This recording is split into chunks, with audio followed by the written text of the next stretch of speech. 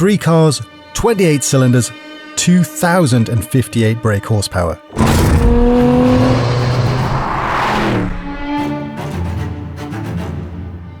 Welcome to a celebration of the very best performance SUVs.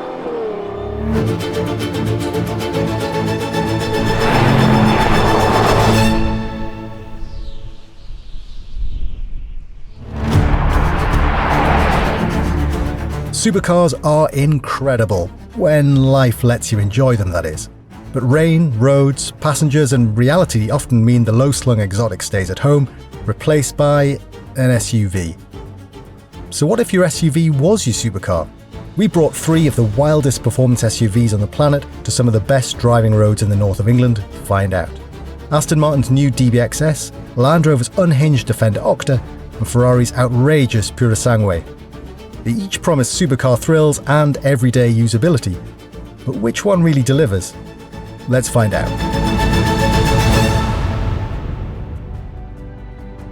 First up, the DBXS. Aston axed the ordinary DBX at the back of 2024, leaving only the much faster, more focused 707 that had been added a couple of years earlier. You can still buy one of those, but now it's joined by an even spicier version. The 727 horsepower DBXS is the most powerful straight combustion SUV you can buy. More powerful even than the Ferrari Purosangue. Okay, only by 2 brake horsepower, but hey, a win's a win, right? Sadly, the DBX doesn't get a V12 like the Purosangue does, and that's despite Aston having a V12 in its arsenal. It's one of the few automakers that still does have a V12. So what you do get is essentially the same 4-litre AMG-derived V8 that's fitted to the 707. Not exactly the same though. This one has got bigger compressor wheels for the turbos, supposedly from the Valhalla supercar project, and also a freer breathing exhaust to reduce back pressure and liberate a few more horses. The result is a 20 brake horsepower power boost over the 697 horsepower DBX 707, but torque is unchanged at 664 pound-foot. So's the 3.3 second 0 to 62 time. That's a bit disappointing, but it's not the full story. The torque curve is a bit fatter beyond 4,000, gives you a bit more of a reason to ring it out towards the red line. And also you get new shift mapping for the Mercedes 9-speed auto. It's not the best box in the world, if we're honest. A little bit clunky here and there, not the fastest shifts, but it does feel a little bit more on it than the 707's box does.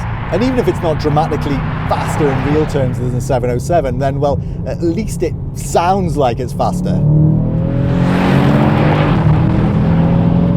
Visually, the S marks itself out from the 707 with new details, including a different grille and a set of stacked exhaust pipes like the ones you'll find on the new DB12S. Though it's interesting to note that that car only makes 690 brake horsepower, despite using essentially the same engine. Other aesthetic changes include fresh bumpers and bigger side skirts, while inside you get handsome herringbone pattern seats, whose pattern is replicated on the headlining, if you splash out on the optional carbon roof. Go for the carbon roof, cuts the curb weight by about 18 kilograms over the 707. And you can also choose 23-inch magnesium rims. They bring down the curb weight by another 20 kilograms nearly. That's 5 kilograms per corner. So if you tick all the diet boxes, including the lightweight trim at the front end, you can bring this car in just under 2,200 kilograms. Now that is still fat, isn't it, in absolute terms, but not bad for an SUV, and really in an era when BMW M5s weigh nearly 2.5 tons, it's starting to look a bit heroin chic skinny. And it's not really the amount of weight that's been saved that helps make the DBXS feel different, it's that it's been saved in the right places, up top and from the unsprung mass. Throw in the bespoke triple chamber dampers and a 4% speedier steering rack, and you've got the recipe for something that trashes that trope about SUVs being too big and too heavy to be fun. Yeah, genuinely fun to drive, not just fun to drive for an SUV or technically impressive. I mean really soulfully enjoyable to drive. Really exciting. The body control on this car is unreal. The turn-in is just fantastic. It's got fat 285 section tyres up front and almost no body roll, so you just pitch it in the corner and it will go exactly where you want it to go. I love these carbon brakes, got loads of feel, masses of stopping power. First time I got in it, they felt a little bit oversensitive at the top, but actually when you're on these roads and you really need the confidence to just dip into the brakes and get some serious braking power, then they really do deliver. The standout for me with this car though is the steering. Gearing's really good, weighting's really nice, but the real surprise is just how much feel there is coming through the rim. You just don't expect that in a big SUV. More brownie points for just the rim itself. Seems like a small point, doesn't it, steering wheel, but actually it's your major point of contact with the car. And this is a really nice rim to hold. I love the big metal paddles there as well. In fact, the whole interior is fantastic. Build quality is great. Very impressed. Is it gold stars all round? No. The ride is definitely on the firm side, even in the drive mode's comfiest setting. And if that bothers you, you might also find the exhaust a little too vocal. For some people, especially in the UK where the road surface quality is so variable, the DBX S is going to be a little bit too extreme. Those people are going to be better off in the barely slower, more rounded 707. If you want the most dynamic DBX though, the S is definitely the pick. But would you pick it over the Ferrari? Good as the DBX is, it's not hard to see why you might want to send your money Maranello's way. Ferrari was about 5 years late to the SUV party, but when it did finally turn up, it definitely didn't arrive with another Me Too SUV. The Purosangue has plenty of clever details and features that make it unique, including those rear coach doors, and well, just looking like a Ferrari. Somehow, design boss Flavio Manzoni and his team have built a nearly 5 metre long 5-door family car and avoided every possible trace of SUV frumpiness. It's low, taut and full of clever aero features. Let's not pussyfoot around. The big draw in here is what's up there, and it's a 6.5 litre V12 with no turbos, no hybrid assistance. It makes 715 horsepower, which is pretty much the same as what the Aston makes, and the 0 to 62 times 3.3 seconds is identical. But the way it delivers that performance is night and day different. It obviously doesn't give you that same sledgehammer mid-range punch that the twin-turbo Aston does. I mean, it's not like it's flat low down. You get supposedly 80% of its 528 pound-foot torque peak from just over 2,000 RPM, but you do have to work it quite hard. The peak of torque doesn't arrive until gone 6 grand, and even then there's over 100 pound-foot less than you get in the Aston, so you have to really work it hard. But you really will enjoy working it hard to get that reward. Between turbocharged cars and EVs, we've got so used to these kind of one-dimensional powertrains. It's a real joy to get back into something that has multi-dimensions, that just changes character and sound as the revs rise and fall. It's a real pleasure, and it gives you a reason to actually just explore the rev range a bit more, not just wait for that instant hit. Now, of course, it's not like Ferrari is the only manufacturer still making engines like this. There are a few still around. Porsche's 911 GT3 RS motor comes to mind, but you cannot get that engine in a Cayenne. God, just imagine if you could. Yeah, that is how crazy the Purosangue is. The 8-speed dual-clutch box is a real ally here, firing shifts through in either direction far faster than the Aston can. And there's one more upside to this transmission, and that's where it's located. It's at the rear axle, which allows Ferrari to push the V12 up tight to the front bulkhead, far behind the front axle line for a 49-51 front-rear weight distribution. You feel that balance every time you tip the Ferrari into a bend. It's got much narrower tyres than the Aston has, but with that rear weight distribution and also got 4-wheel steering here, it doesn't need fat boots to deliver the really great turn-in. Some of the other writers at Car Magazine have said they feel this car is a little bit almost nervous. It's so hyper-athletic. I think we're just not used to expecting it from a car like this, but it does take a little bit longer to get into a rhythm with this car than it does with the Aston because of that. But you do get into that rhythm, and once you do, you just quickly forget that you're in a 4-seat car at all. Just start treating it like a proper Ferrari GT car.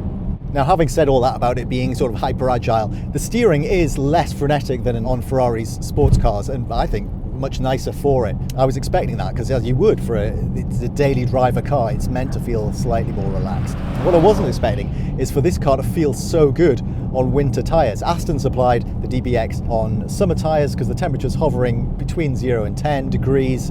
Ferrari, after some sort of dithering, decided to put it on winter tyres, and sometimes you give away a bit of precision with that. The steering can get a bit vague, you lose a bit of turn in, you lose a bit of outright grip. This car still feels sensational on these tyres. I haven't driven one on summer tyres in the dry. I can only imagine how good it is. Which is more than I can say for the ergonomics.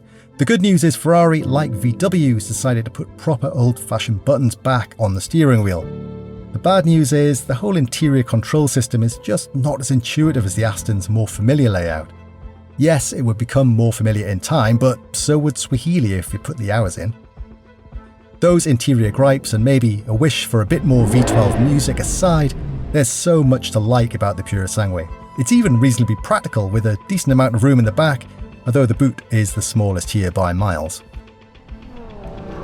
So has Ferrari made an SUV worthy of the Ferrari name while insisting that it's not making an SUV at all? Absolutely it has. We're not going to claim that it feels as energetic, as lively, as on the limit fun as a 296 GTB or something like that, but it gets pretty close. It feels like a proper Ferrari GT car that just happens to have back doors. And of course it does that while having a much broader spread of abilities than any other Ferrari car. But if you want to talk about a broad spread of abilities, then you want to be talking about the Land Rover Defender Octa, surely. So why don't we go and have a look at that?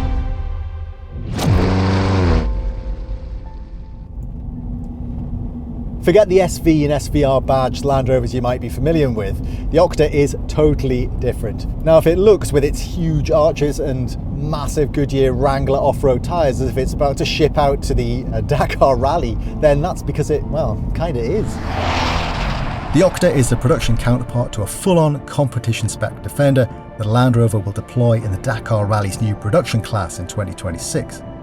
It's got one of the widest remits in the whole car world because it's meant to be a sports car on the road, still great off it, and, not to forget, genuinely practical family SUV too. To build an Octa, Land Rover starts with a Defender 110 shell, but then pretty much throws away most of the stuff that you normally get with it. There's no boring diesel up front, no plug-in hybrid, you don't even get the 5-litre supercharged V8 you can still get in the 90. Instead, you get a 4.4-litre BMW V8 that's pretty much the same one fitted to the Range Rover Sport SV. It makes 626 horsepower and 555 pound-foot of torque. Pretty solid numbers, not as much as the other two admittedly, but enough to get this thing to 62 in 4 seconds. You know, that's pretty much BMW M2 quick. Now, as you probably guessed from those figures, it never feels as monstrously rapid as the Ferrari or the Aston Martin, but you know, when you sat up nearly as high as a tennis umpire, it feels hilariously fast, and it sounds way better than an SV. But the engine isn't the wild bit, the suspension is. The regular Defender has air suspension, adaptive dampers and anti-roll bars, perfectly normal stuff. The Octa deletes the anti-roll bars entirely and replaces them with a hydraulically linked semi-active system, which is engineer speak for physics, forget everything you thought you knew. Attacking your first corner in the Octa is a mind-scrambling experience. You know, you've got these preconceptions based on having driven Defenders before and just looking at the thing from the outside and of how it's going to feel in the approach to a corner and then getting into the corner itself. That stuff is just blown out of the water. First of all, you come up to the corner, you hit the brakes, there's almost no dive, and then you crank it into the corner and hardly any lean either. It's got much quicker steering than the regular Defender, and that's partly because Land Rover's engineers pinched the steering rack from the Range Rover Sport SV. But here, this feels much more natural in the corner. It's got a much more easygoing gait than the Range Rover Sport has. That feels quite nervous and sort of pointy, overly pointy on these kind of roads. This car's just almost like languid, but it's still dynamic at the same time. Now, you can have more sensible road bias tyres on your Octa if you want, instead of these Goodyear Wranglers. And there are a few reasons why you might want to do that. One is that they produce a bit of a whine above 50 mile an hour, and it's not unbearable, but it is noticeable. They also limit the top speed to just over 100 miles an hour for safety reasons, probably don't do the fuel economy any favours. And of course, those big tread blocks, you're going to lose some precision and some outright grip. You can actually get the traction control firing in the stability control firing into this car through bends. That doesn't happen in the other two cars we've got here. But I like the way the Octa feels on these tyres, and I like the fact that they would still work if this road wasn't a road at all, but a farm track or a river even, because the Octa's got a 1 metre wading depth. Try that in your Pura Sangue. No, please don't. Inside, it's mostly standard Defender, chunky, rugged, a bit industrial. You've got that incredible sky-high driving position, a stack of rear room, and the only decent boot here. There's a button on the steering wheel to engage the tighter Octa mode, which tweaks the chassis and powertrain, but it would have been good to see some more bespoke Octa touches throughout the cabin. Compared with the Ferrari and Aston, the Defender Octa, it's not quite up there, is it? It's improved as it is over the normal Defender. It isn't, by conventional standards, as much fun to drive on a road like this. It's not as fast, it's not as sharp, as focused as those two cars. It is fun, but in a slightly different way. It's still valid, but it is a different way. But it does have the biggest, broadest spread of abilities, much broader than those two cars have. You know, school run, no problem. Muddy field, no problem. Weekend in Baja, no problem. Eating hot hatches on a B road, yeah, we can do that as well. It's no wonder Land Rover's racked up thousands of orders already. I'm just hoping they apply this same Octa thinking to some of the other models throughout the next few years. So, on to the verdict. 3 seriously desirable performance SUVs, each proving that speed and size don't have to be enemies of car enthusiasts. The Defender Octa is the wild card here. A genuine off-roader with on-road ability that has no right to be this good. It's practical, outrageous, huge fun, even if it never quite feels as special as the Ferrari. And that Ferrari. The pure Sangue, it's in a league of its own. Naturally aspirated V12, sports car balance and an engine you just can't ignore. If this were a pure performance test, it would take the win. But this is about SUVs, and that means usability matters. That's where the Aston Martin DBX comes out on top. It's more rounded, easier to live with, and still devastatingly quick. Add steering that feels alive, and a pace that often outguns the Ferrari, and it edges the win. But that's our verdict. Now we want yours. Which one takes first place for you? For more tests like this, make sure you're subscribed to Car.